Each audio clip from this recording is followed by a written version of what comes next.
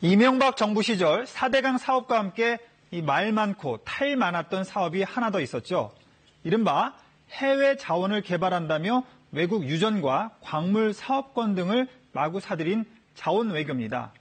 자, 이 자원 외교에 대해서는 지금까지도 잡음이 끊이지 않는데요.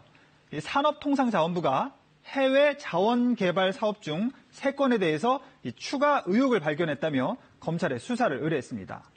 자, 먼저 자원 외교 중 가장 나쁜 사례로 꼽히는 캐나다 하베스트사 유전입니다. 자, 지난 2009년 이명박 정부가 석유공사를 통해서 국가 예산 4조 7천억 원을 주고 사들였는데요. 인수 당시에도 사업 타당성이 없다는 지적이 많았는데요. 결국 부실 정유사까지 끌어안게 되면서 2조 8천억 원을 날렸습니다. 다음은 광물자원공사가 사들인 멕시코 볼레오의 동강 사업입니다. 2008년부터 부실한 광산에 1조 5천억 원을 투자를 했습니다. 자, 마지막으로 한국가스공사가 사들인 캐나다 웨스트컵뱅크 가스전 사업은요, 3천억 원을 투자를 했는데요. 하지만 두 곳 모두에서 막대한 손실만 입었습니다. 자, 이런 부실 의혹에 대해 당시 해당 공기업 사장들은 박근혜 정부 들어서 검찰 수사를 받았는데요. 하지만 모두 무혐의 처분을 받거나 1심, 2심에서 무죄 판결을 받았습니다.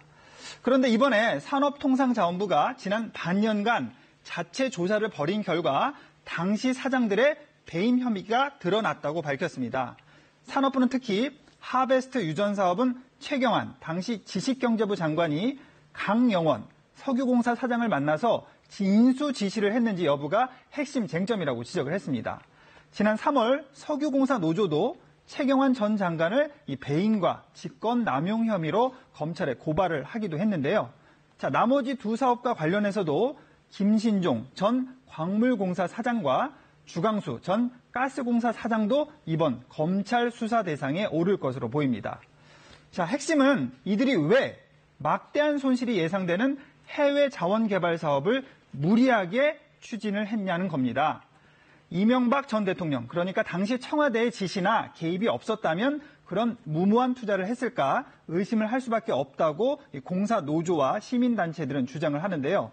그래서 이 점을 명확히 규명을 해야 한다고 촉구를 하고 있습니다. 자, 직접 들어보시죠. 윗선에서 어떤 지시가 오갔는지를 확인하는 거라고 생각이 드는데요. 굉장히 대규모고 그다음에 그 사이를 좀 굉장히 단기간 이루어진 게 많아서 일반적인 공기업의 운영 절차라면은 이렇게 단기간에 이루어질 수 있었을까? 네, 산자부는 수사 대상은 검찰이 판단할 부분이지만 이 당시 사장은 물론이고요. 산업부의 공무원과 청와대까지 이 범위에 제한은 없다고 밝혔습니다. 자, 그러면서 어제 이명박 정부 시절에 해외 자원 개발을 주도했던 강남은 한국에너지공단 이사장을 면직시켰는데요. 자, 결국 막대한 국민 세금을 낭비한 해외 자원 개발을 둘러싼 이 부실과 비리 의혹은 전면적인 재수사가 불가피할 것으로 보입니다. 친절한 뉴스였습니다.